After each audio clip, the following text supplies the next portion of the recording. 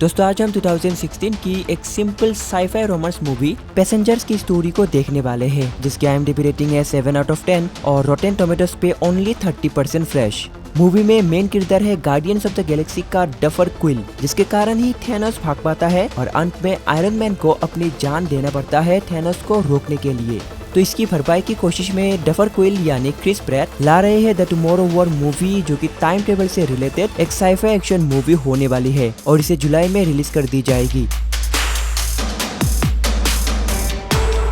Hope कि ये movie भी एक बेहतरीन एक्शन मूवी हो, एक बेहतरीन स्टोरी लाइन के साथ। दोस्तों मैं हूँ राजीव, तो चलिए फिर जानते हैं इस मूवी की स्टोरी के बारे में। एवलन नामक एक अंतरिक्ष यान 250 क्रू मेंबर्स और 5000 पैसेंजर्स को लेकर अपने डेस्टिनेशन तक ऑटो पायलट मोड में चल रही होती है। यान के फ्रंट पे एक ऐसी शील्ड भी होती है जो कि किसी भी तरह की एस्टेरॉयड की टक्कर से यान को प्रोटेक्ट कर सके। इस यान के जरिए इंसानों को अर्थ से होमस्टेड 2 नामक एक दूसरी कॉलोनी तक भेजा जा रहा था, जिसमें पूरे 120 साल लगने वाले थे, जिसके कारण यान के अंदर सभी को क्रायोस्लीप मोड में रखा जाता है।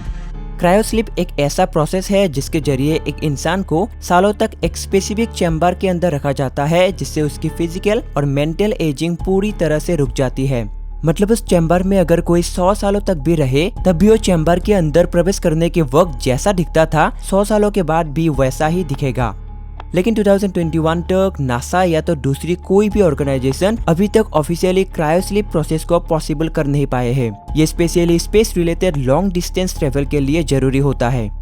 खैर अब एवलन यान अपने डेस्टिनेशन तक जाते समय एक बहुत बड़ी एस्टेरॉयड से टकरा जाता है, जो शील्ड को भेद करके यान में भी टकरा जाता है, जिसके कारण बहुत सारी इंटरनल डैमेजेस होती है, जैसे फ्यूजन रिएक्टर डैमेज और हाइबरनेशन पॉड फेलियर्स। यहाँ पर हाइबरनेशन पॉड या स्लीपिंग पॉड वही चैम्बर है जिसमें इंसानों को स्लीपिंग मोड में रखा गया था। लेकिन शिप में मौजूद AI सिस्टम लगभग सभी प्रॉब्लम्स को ठीक कर पाता है, सिवाय एक स्लीपिंग पॉड को छोड़ के, जहाँ पर जिम नामक एक मैकेनिकल इंजीनियर सो रहा था। लेकिन अब एक्सीडेंटली उसकी चैम्बर में तकनीकी खराबी आने के कारण उसे नींद से जगाया जाता है। उसके सामने एक स्क्रीन आती है और एक डिजिटल इंस्ट्रक्टर उसे बताती है कि वो जल्द ही होमस्टेड 2 पहुंचने वाला है, जिसे सुनकर जिम बहुत ही हैप्पी हो जाता है। लेकिन कुछ ही देर बाद जिम जान पाता है कि यान में सिर्फ वही इकलौता पर्सन है जो जाग रहा है। वो कंप्यूटर इंस्ट्रक्शन को फॉलो करता है और सर्विस सेंटर और ब्रिज सेक्टर पे जाता है, ये देखने के लिए कि उसके अलावा और कोई पर्सन शिप में जाग रहा है या नहीं। लेकिन वो किसी को भी ढूंढ नहीं पाता। ये देखकर जिम बुरी तरह से डर जाता है और वो ये भी जान पाता है कि शिप अब तक अपनी सफर की 120 सालों में से 13 साल ही पार कर चुका है और अभी भी डेस्टिनेशन पहुंचने में 100 सालों से भी ज्यादा वक्त लगने वाला है। यह जानने के बाद जिम अर्थ से कांटेक्ट करने लगता है और एक मैसेज सेंड करने जाता है, लेकिन वह मैसेज अर्थ तक पहुंचने में 19 साल लग जाएंगे और उसका रिप्लाई आने में 55 साल। अब जिम निराश होकर यान के अंदर घूम रहा था कि तभी उसे एक बार पे एक पर्सन दिखाई देता है और वो दौड़ते हुए उसके पास जाता है, लेकिन अनफॉर्चुनेटली वो सिर्फ एक AI एनेबल रोबोटिक बारमैन था। जिम उससे बात करता है और एक ड्रिंक भी लेता है और उसके बाद वो अपने चैम्बर को ठीक करने की कोशिश करता है, लेकिन हर बार वो फेल हो जाता है और एक बार तो वो चैम्बर के अंदर लॉक हो जाता है, जिसमें ऑक्सीजन भी आ नहीं रही थी। खैर बहुत सारे प्रयासों के बाद भी उसे नाकामयाबी मिलती है और उस बारमैन की बातों से इंस्पायर होकर वो डिसाइड करता है कि अब वो उस यान में अपनी बाकी बची समय एंजॉय करके बिताएगा। उसके बाद वो एक लग्जरी सूट के अंदर जाता है और वहाँ पर डिलीशियस फूड्स खाने लगता है, साथ ही एंटरटेनमेंट और स्पोर्ट्स सेक्शन में भी वो एंजॉय करने लगता है। अब ऐसा था कि उसे वहाँ पर उसकी पसंद की सभी चीजें मिल रही थी, लेकिन फिर भी वो अपने अकेलेपन को दूर कर नहीं पाता है और वो धीरे धीरे और ज्यादा डिप्रेस होने लगता है। अब इसी तरह से कुछ दिन बीत जाते हैं और एक दिन जिम को एक व्यूइंग डेक सेक्शन मिलता है, जहाँ से पैसेंजर्स स्पेस सूट पहनकर यान से बाहर आ सकता है और अंतरिक्ष को देख सकता है। वो अपनी मैग्नेटिक बूट्स को डिसेबल करके अंतरिक्ष में कूद जाता है और शांत और अनंत ब्रह्मांड को देखने लगता है, क्योंकि वो गार्डियंस ऑफ द गैलेक्सी में पहले काम कर चुका है। सॉरी, ऐसा कुछ भी नहीं है। वो शांत और अनंत ब्रह्मांड को देखने लगता है, जिससे वो खुद को बहुत ही तुच्छ महसूस करने लगता है। जिम बहुत ही सैड फील करता है और काफी अकेला फील करने लगता है, जिसके कारण वो अपने आप को मारने की कोशिश करता है, लेकिन वो कर नहीं पाता। तभी उसे स्लीपिंग पॉड के अंदर एक सुंदर सी लड़की दिखाई देती है, जिसका नाम था अरोरा, जो अभी भी स्लीपिंग मोड में ही थी। अब जिम, जो कि बहुत दिनों से किसी भी लड़की से फ्लर्ट कर नहीं पा रहा था, वो अरोरा की ऑरा में फंस जाता है और उस पे फिदा होने लगता है। अगले कुछ दिनों तक जिम उसकी वीडियो फाइल्स और प्राइवेट इंफॉर्मेशंस को देखने लगता है, जिससे वो जान पाता है कि अरोरा एक राइटर है। जिम उसके बारे में जितना जानने लगता है, उतना ही उसे रियल अरोरा से मिलने की चाहत बढ़ जाती है और उसका प्यार पाना चाहता है। मुझे तो लगता है कुछ और ही पाना चाहता है। खैर, अब जिम की इविल थॉट्स उसे अरोरा को जगाने कहता है, लेकिन वो इन थॉट्स को काबू में लाने की कोशिश करता है और इसके बारे में बारमैन से भी बात करता है। जिम अपने आप को काबू में लाता है और अरोरा को भूलने का डिसाइड करता है, लेकिन बहुत दिनों तक अपने आप से जूझने के बाद फाइनली वो उसे नींद से जगाने का फैसला करता है। जिम डर और गिल्टी फील करते हुए अरोरा की स्लीपिंग पॉड को डैमेज करता है और उसे धीरे धीरे नींद से जगता हुआ देखकर जिम अपने हार्मोन को काबू करने के लिए वहां से भागकर अपने रूम पे चला जाता है, लेकिन वो अपने फीलिंग्स को कंट्रोल कर नहीं पाता और अरोरा के पास जाता है जैसे वो उसके बारे में कुछ जानता ही नहीं। अब जिम उसे सभी बातें एक्सप्लेन करता है कि वो एक्सीडेंटली 89 इयर्स पहले ही किसी तकनीकी खराबी के कारण अपने स्लीपिंग पॉड से जग गई है। यह सब सुनने के बाद वो घबरा जाती है और फिर से स्लीपिंग पॉड में जाने के लिए प्रयास करने लगती है, लेकिन वो हर बार फेल हो जाती है जैसे जिम हुआ था। खैर, अब वो और कोई रास्ता ना देखकर अपने वर्तमान परिस्थिति को एक्सेप्ट कर लेती है और जिम के साथ फ्रेंडशिप करती है। दोनों बातें करने लगते हैं, जिससे जिम जान पाता है कि अरोरा होमस्टे 2 पर सिर्फ 1 साल के लिए रहने वाली थी और उसके बाद वो फिर से अर्थ पर लौट आने वाली थी। मतलब वो लगभग 250 साल बाद फिर से फ्यूचर की अर्थ पर आने वाली थी, जिससे वो उस समय की एक बेस्ट राइटर हो सकेगी उसकी यूनिक स्टोरी और एक्सपीरियंस की वजह से। लेकिन अब अरोरा अपने रियलिटी को एक्सेप्ट करती है और डफर जिम के साथ शिप में मौजूद कई सारे डिफरेंट एक्टिविटीज को ट्राई करने लगती है, जैसे movie theatre, high and restaurant, basketball game, dancing game, लेकिन ऑब्वियसली अभी तक बिस्तर वाली गेम नहीं।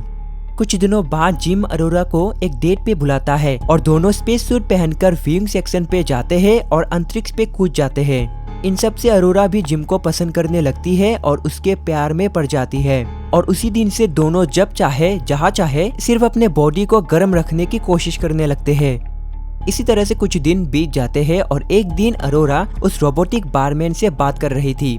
उधर जिम एक रिंग लेता है जिसे उसने अरोरा के लिए बनाया था और वो उसके बर्थडे पर उसे शादी के लिए प्रपोज करने वाला था। लेकिन जब वो बार पे आता है तब वो पाता है कि अरोरा पूरी तरह से शॉक्ड होकर जिम की तरफ देख रही थी। दरअसल उस रोबोटिक बारमैन ने अरोरा को बता दिया था कि जिम ने ही उसे जानबूझकर जगाया है, क्योंकि जिम शिप के अंदर बिल्कुल ही अकेला पड़ गया था और सिर्फ उसके अकेलेपन को दूर करने के लिए अब अरोरा की लाइफ भी इसी शिप में खत्म होने वाली है। उसे बिलीव नहीं हो रहा था कि जिस आदमी को उसने शिप में पाकर लकी फील कर रही थी, वो सिर्फ एक हार्मोन का फूका एक सेल्फिश पर्सन है जिसने उसकी लाइफ बर्बाद कर दिया है। अरोरा बहुत गुस्सा हो जाती है और वो वहाँ से चली जाती है। जिम खुद को गिल्टी फील करता है और फिर से अरोरा का दिल जीतने की कोशिश करने लगता है, लेकिन अरोरा उससे बात भी नहीं करती। खैर, कुछ दिनों बाद यान में फिर से सिस्टम फेलियर्स होने लगती है और एआई सिस्टम उन फेलियर्स को ऑटो रिपेयर कर नहीं पाता। वहाँ पर जिम शिप के अंदर एक ट्री प्लान करता है जिससे अरोरा इम्प्रेस हो जाती है, लेकिन यान की अलग अलग हिस्सों में अभी भी तकनीकी खराबी आने लगती है। उसी वक्त उन्हें डेक चिप से एक ब्रॉडकास्ट सुनाई देती है और वो भी सिस्टम फेलियर की वजह से अपने स्लीपिंग पॉड से जग गए थे।